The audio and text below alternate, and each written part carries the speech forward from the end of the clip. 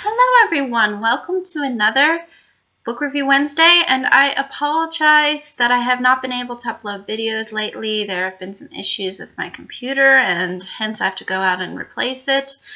And so I'm going to be using my brother's computer for now to be uploading these videos. Hopefully all goes well.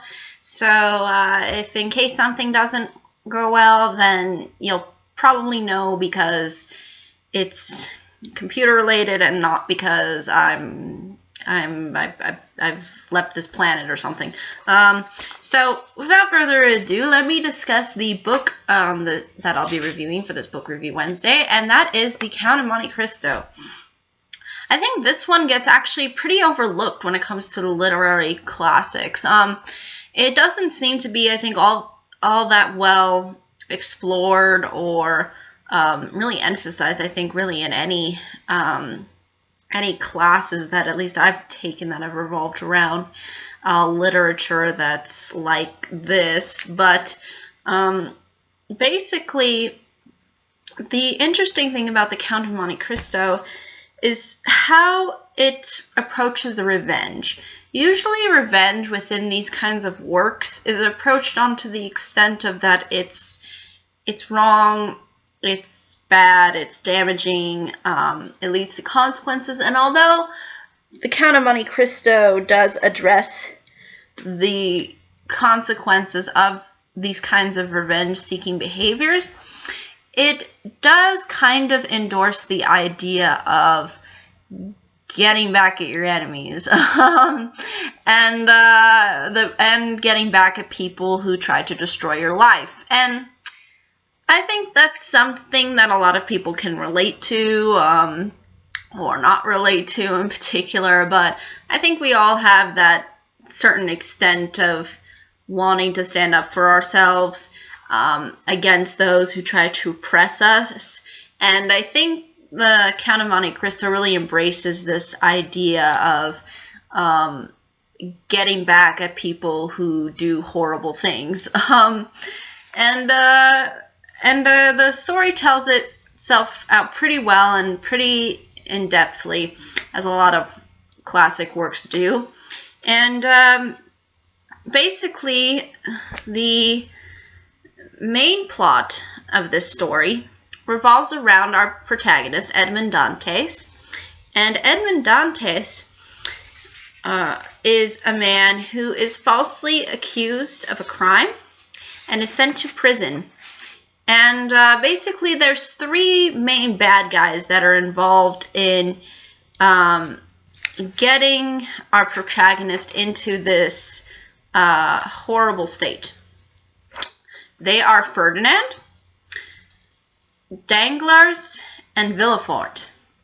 Now, all three of them have different motivations as to why they want to imprison Edmond. They all have different personalities and ways of handling certain situations, but they're all pretty poor characters, meaning that they're really I don't want to say evil, but they're pretty cruel characters. When you see what they do and how they sort of try to get away with certain things, you really do see the villainy behind these people, and you really do end up sympathizing with Edmond wanting to go after them. And basically what ends up happening is that although Edmond is imprisoned for an extensive amount of time, he eventually escapes. I don't want to give away how because that would be spoiling it. And he takes up this new identity. And this new identity is hence the title of the book, The Count of Monte Cristo. And he basically goes out and he tries to seek revenge and sort of develop close connections with the villains that were trying to destroy him. So that's basically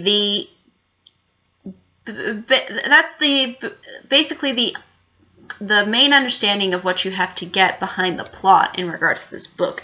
Now, I don't really want to give too much away in regards to character and plot because I feel that would be really spoiling a lot of the things that happen within this story.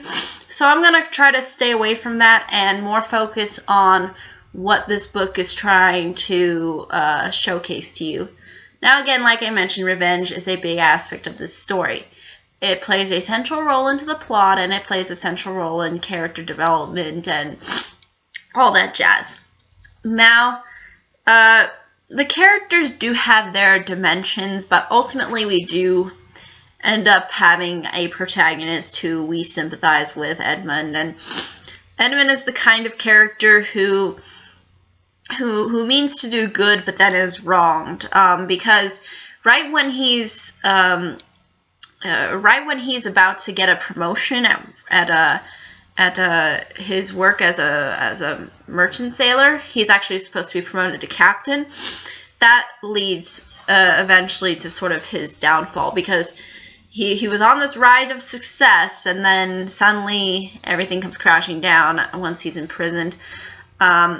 Also, there's the fact that he was also about to be married to somebody whom he loved, and now since she thinks basically that he's dead, this leads to also a sort of double tragedy. Like, not only am I not going to be able to work, I'm also not going to be with the love that I want to be with for the rest of my life. So there's a lot of tragedy that they like to play with Edmund's character. They like to give him all of these attributes that we would associate with a good person, and then sort of tear him down, only to have him come back up and basically become more than what he initially was.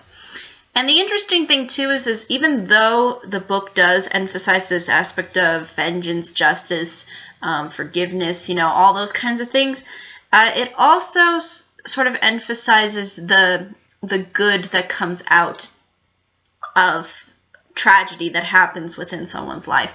Like, once Edmund gets out of prison, technically escapes prison, once he takes up the identity of the Count of Monte Cristo, he also does some good deeds for people, and he does develop good relationships with people that are sort of on his side, and he gains their sort of loyalty in that sense. So it's also about trying to, I guess, rekindle the life that you once had, and sort of give back in a way to other people's lives, and prevent their lives from having to suffer extensively, like what Edmund ended up suffering. So it's really that kind of a story. It does encapsulate the idea of revenge and the idea of manipulation and of trying to get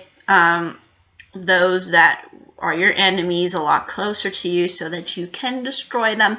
Yes, that's a big part of the story, but it's also the kindness and the loyalty that Edmund gains from people who support him is also, I think, very important to note, because that plays, I think, a major part in the story as well as to the plot.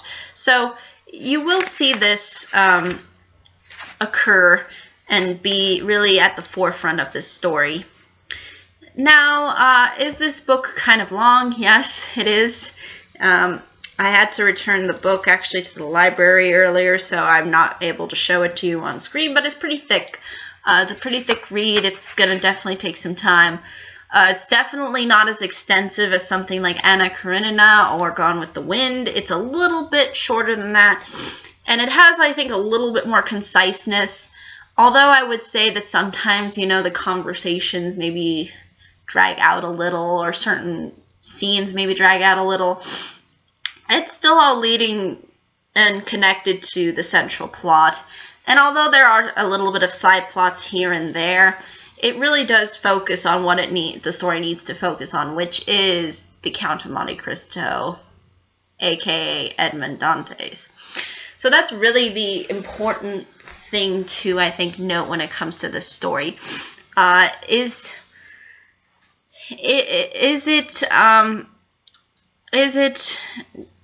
it good to, or does the story, I don't think the story completely endorses revenge, but I think it endorses the idea of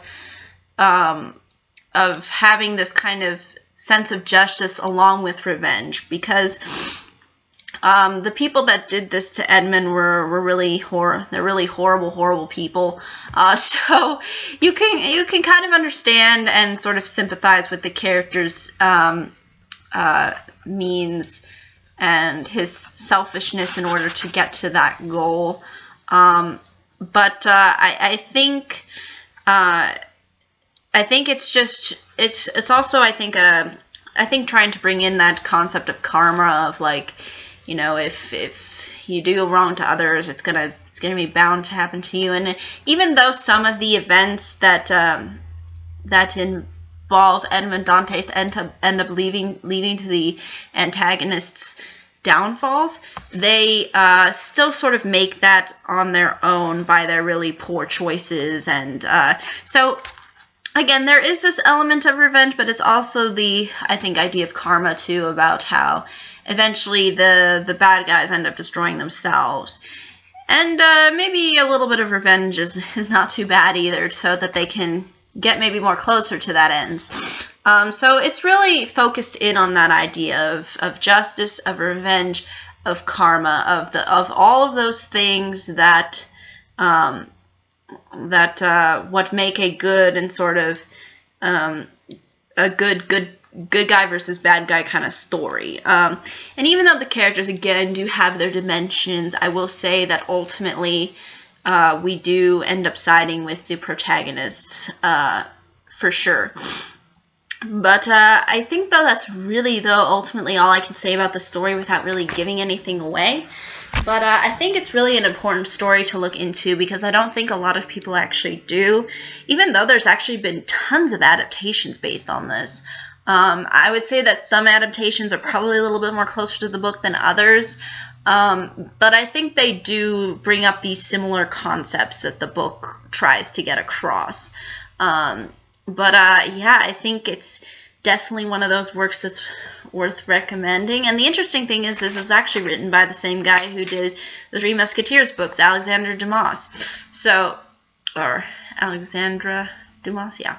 So if you're interested in, if you like that idea of revenge and justice, then this is definitely a story for you. And it does, I think, highlight similar things that the Three Musketeers do, except I don't think it's as it's not as epic. It's not as, I wouldn't say it's really as adventurous. If anything, it's more it's more based on the interactions between the characters, and not so much on the, you know, spectacle of going out and fighting and stuff like that. So again, there's kind of a different take on these concepts, I think, in the Count of Monte Cristo, as opposed to the works that revolve around the Three Musketeers. But if you do like those kinds of stories, and if you do like the Three Musketeers, I'm sure this is one that you will enjoy as well. Again, if you don't mind it not being as, like,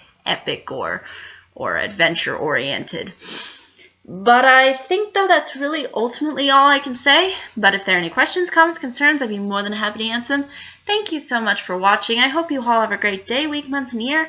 And I hope to see you all in the next video, and I hope that all these other videos can be posted so that we don't have this issue anymore. But thank you so much, and goodbye.